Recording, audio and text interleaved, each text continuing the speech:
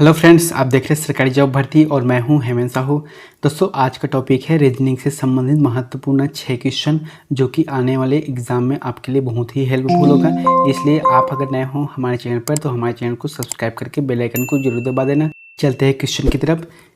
पहला क्वेश्चन है, यदि नीले को लाल कहा जाता है और लाल को हरा कहा जाता है तो हरे को काला कहा जाता है और काले को सफ़ेद कहा जाता है तो घास का रंग क्या होगा।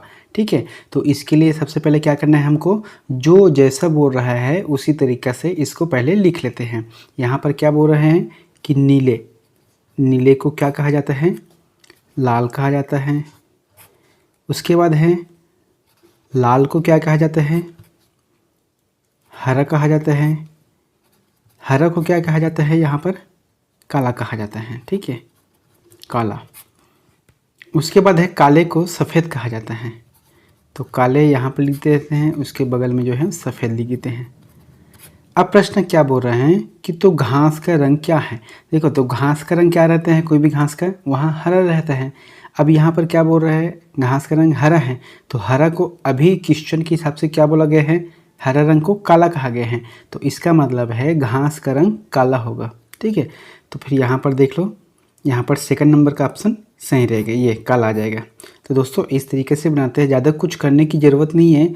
रीजनिंग का अर्थ है ये, जैसा बोल रहा है आप उसी को वैसे ही हल करना है। नेक्स्ट क्वेश्चन देखते हैं। मोहन 15 किलोमीटर उत्तर दिशा में चलने के बाद वहाँ बाएं मुड़ जाता है और 10 किलोमीटर चलता है, जहाँ से पुनः बाएं मुड़कर 15 किलोमीटर चलता है, तो वह किस दिशा में चला जा रहा है। दोस्तों, इस तरीके से जो दिशा वाला संबंधित जो भी क्वेश्चन है वहाँ किस एग्जाम में आती ही है। ठीक है, तो इसको सबसे पहले हल करने से पहले हमको देखना है कि दिशा को किस तरीके से लिखते हैं। ठीक है, जैसे कि हम लोग जैसे अगर बैठे हैं किसी भी एग्ज़ाम की तैयारी या फिर हाँ कॉपी पेन लेकर, ठीक है, तो सबसे पहले उत्तर की ओर जो है सबसे ऊपर में रहेगा उत्तर। ठीक है, उत्तर के जो नीचे में रहेगा इसको हम दक्षिण दिशा दर्शाते हैं, और जो है उत्तर और दक्षिण के दायां साइड यानी कि जो आपके दायां साइड है वहाँ पूर्व की ओर आ जाएगा, और इस साइड जो है बायां साइड आपका पश्चिम दिशा आ जाएगा। ठीक, यहाँ पर पश्चिम आ जाएगा। तो इस तरीके से उत्तर दक्षिण पूर्व पश्चिम बनता है। अब देखो, इसमें प्रश्न में बोल क्या रहा है, मोहन 15 किलोमीटर उत्तर दिशा में चलने के बाद। ठीक है, मान लो जो यहाँ पर मोहन है, अब यहाँ 15 किलोमीटर उत्तर की दिशा, उत्तर किधर है, ऊपर की तरफ है, तो उत्तर की तरफ जो है 15 किलोमीटर चलता है, ये इस साइड कितना है 15 किलोमीटर। उसके बाद बोल रहा है कि वहाँ बाद में बायां ओर जो है बायां मुड़ जाता है। जैसे कि वहाँ चल रहा है तो फिर इसका दायां और बायां क्या होगा, तो इसका जो बायां है इस साइड आ गया और जो है दायां इस साइड आ गया। अब लेकिन इसमें बोल क्या रहा है कि बायां मुड़ जाता है, मतलब इस साइड की ओर मुड़ेगा, तो फिर कितना चलता है, 10 किलोमीटर भी चलता है, तो इधर बायां मुड़ के 10 किलोमीटर चलता है। अब उसके बाद बोला है कि जहाँ से पुनः बायां ओर मुड़ जाता है, मतलब जैसे कि इधर से चल रहा है तो उसका जो बायां इस साइड पुनः आ गया, तो इधर आ जाएगा 15 किलोमीटर पुनः चल रहा है ये। ठीक है, अब क्या पूछ रहे हैं, तो वह किस दिशा में चल रहा है। अब सिंपल सी बात है, सबसे पहले उत्तर की दिशा की ओर चले, बाएं मुड़कर जो है पश्चिम दिशा की ओर चले, उसके बाद पुनः बाएं मुड़कर वहाँ जो है दक्षिण दिशा की ओर चल रहा है, तो इस तरीके से इसका आंसर आ जाएगा दक्षिण। यहाँ पर है सेकंड नंबर का। ठीक है, तो इस तरीके से जो दिशा वाले संबंधित क्वेश्चन है उसको हल करते हैं। नेक्स्ट क्वेश्चन है, 74 लड़कियों की एक पंक्ति में श्वेता बाएं छोर से 27वें स्थान पर है, पलक श्वेता के दाएं जो है 7वें स्थान पर है। पलक का स्थान पंक्ति के दाएं छोर से मतलब कितने स्थान पर होगा। ठीक है, तो इस तरीके से जैसे कि दाएं छोर से या फिर गोलाकार है क्वेश्चन आते ही रहते हैं, तो इसको हल कैसे करना है, मैंने पहले बताया था कि जैसा ये बोल रहे हैं उसी पर मान आपको रखना है। ठीक है, इसमें क्या बोल रहा है कि सबसे पहले 74 लड़कियों की एक पंक्ति है, मान लो जाए ये 74 लड़कियों की पंक्ति है ये।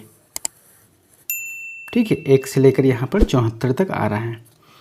अब इसमें क्या बोला है कि श्वेत, देखो यहाँ पर क्या है, इधर आ जाएगा बायां आता है इधर, और ये आ गया दायां। ठीक है, अब इसमें क्या बोल रहा है कि श्वेता बाएं छोर से यानी कि जो इस दिशा से है वहाँ 27वें स्थान पर है। मान लो जाए यहाँ पर 27वें स्थान पर आ रहा है कौन, श्वेता आ रहा है यहाँ पर, श्वेता। ठीक है, श्वेता और टोटल जो यहाँ पर जो है जनसंख्या हम लिख देते हैं यहाँ पर ऊपर में सबसे पहले 74 है, 1 से लेकर 74 तक है। अब देखो यहाँ पर कितना आ रहा है, श्वेता आ रहा है 27वें स्थान पर, है ना। अब क्या बोल रहा है कि पलक श्वेता के दाएं 7वें स्थान पर है। अब जब श्वेता यहाँ पर बैठी है तो इसका बाएं ओर इस साइड हो गया और दाएं ओर इस साइड हो गया, तो इसके 7वें स्थान पर, यानी कि 27वें से 7वें और जो दाहिना साइड है, तो क्या होगा 27 के बाद जो है 1 2 3 4 5 6 और ये 7, जो 7वां नंबर का पोजीशन रहेगा ये वाला, वहाँ श्वेता के स्थान है, ठीक है, सॉरी पलक के स्थान है, पलक का स्थान है। अब क्या बोल रहा है कि पलक का स्थान पंक्ति के दाएं, मतलब इस साइड से कौन सा स्थान पर होगा। देखो इस तरीके से जब भी क्वेश्चन आएगा तो इसको हल करने के लिए सबसे बेहतर तरीका है कि आप जैसे कि ये मीटर बन गया है ना, तो इसमें हम लोग जैसा बोल रहे हैं वैसे लिखते हैं 74 माइनस, क्योंकि हमको दाएं तरफ से ज्ञात करना है इसलिए माइनस लिखेंगे। उसके बाद क्या लिखेंगे, पलक की पोजीशन, तो पलक की पोजीशन हम बाएं तरफ से कैसे ज्ञात करेंगे, इसको हम लेते हैं 27 प्लस 1, 27 प्लस 7 है, ठीक है। यहाँ पर 27 प्लस 7, 27 प्लस 7 इसलिए ले रहे हैं क्योंकि 27वें पोजीशन पर श्वेता है और उसके 7वें पोजीशन पर जो है पलक है, यानी कि दोनों को अगर जोड़ देते हैं तो फिर जो है 34वें स्थान पर ये आ जाएगा, ठीक है। लेकिन हम लोग क्या करेंगे, बना रहे तो फिर इसको सिस्टमेटिक ढंग से इसको लिखते हैं।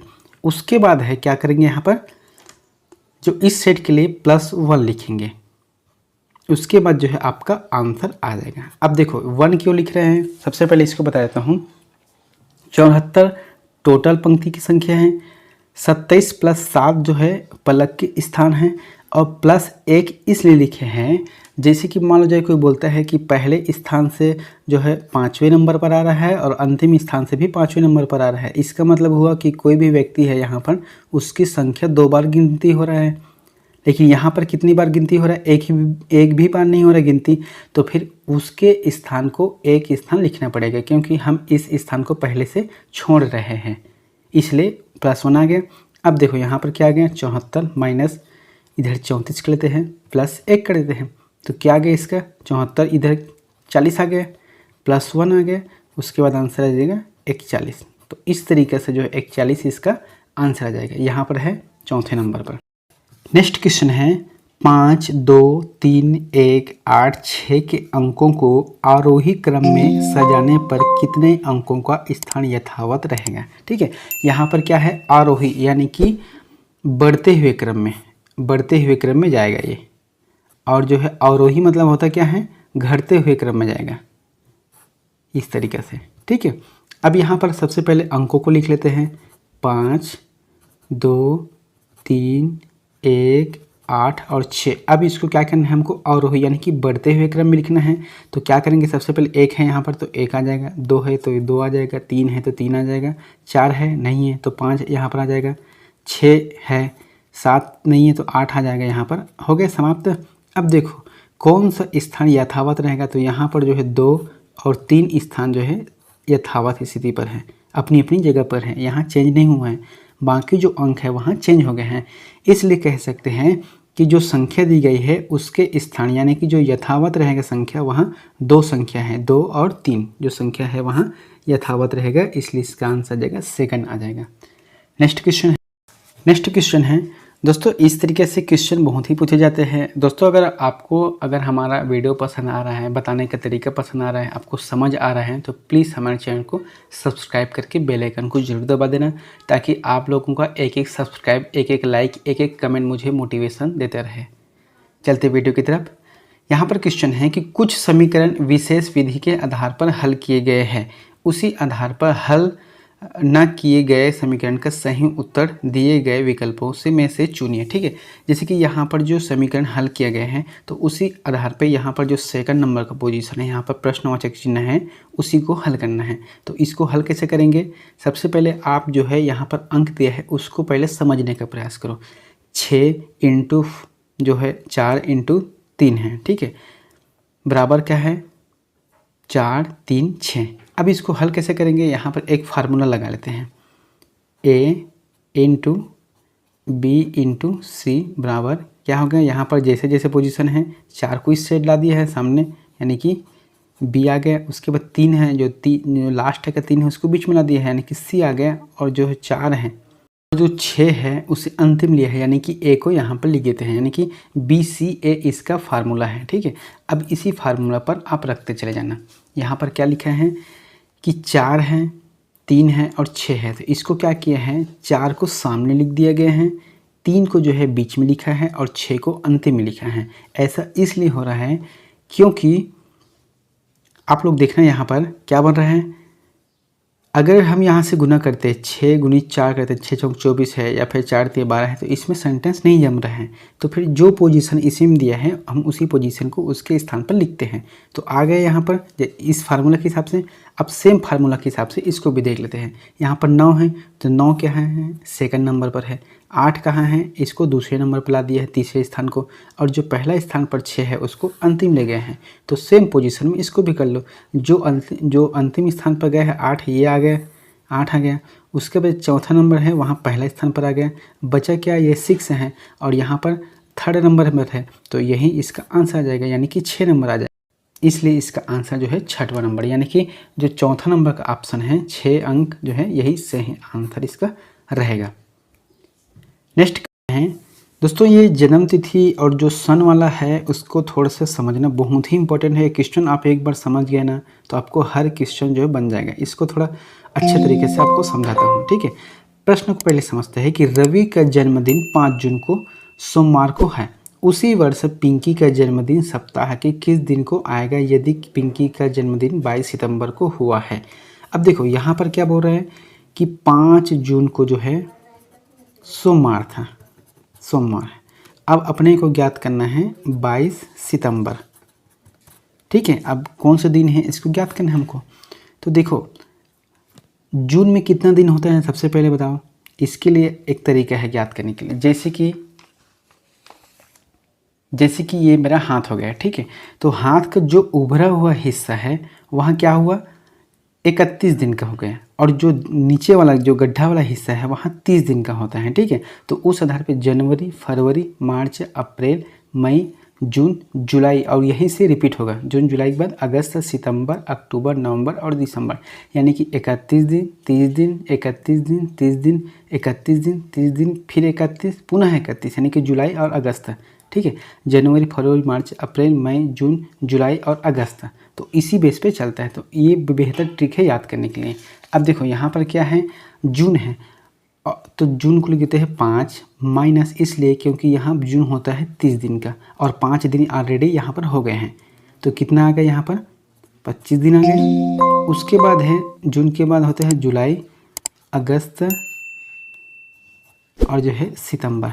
तो जुलाई का दिन कितना है मैंने आप लोगों को पहले बताया था कि जुलाई जो है 31 दिन का रहते हैं, अगस्त भी 31 दिन का रहते हैं और सितंबर जो है 30 दिन का रहता है। लेकिन यहाँ पर क्या बोला गया है 22 सितंबर को बोला गया है, इसलिए 22 यहाँ पर लिख देते हैं। अब इसको जोड़ देते हैं, क्या है 5 और 1 6, 7, 8 और 1 9।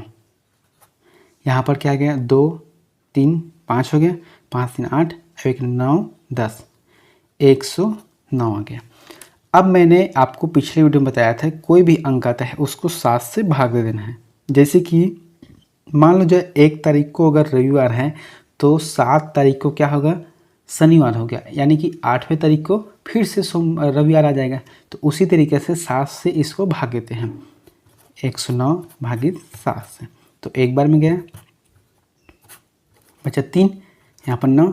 उसके बाद कितनी बार में गया 5 बार में गया, 7 पंचे 35 हो गए, 35। अब यहाँ से कितना बचा 4 बचे हैं। अब देखो 109 में अगर 4 घटा देते हैं तो कितना आया 105, यानी कि 105वां दिन जो है वहाँ सोमवार होगा, 105वां दिन सोमवार होगा। उसके बाद कितना शेषफल बच रहा है 4, तो 4 शेषफल बच रहा है।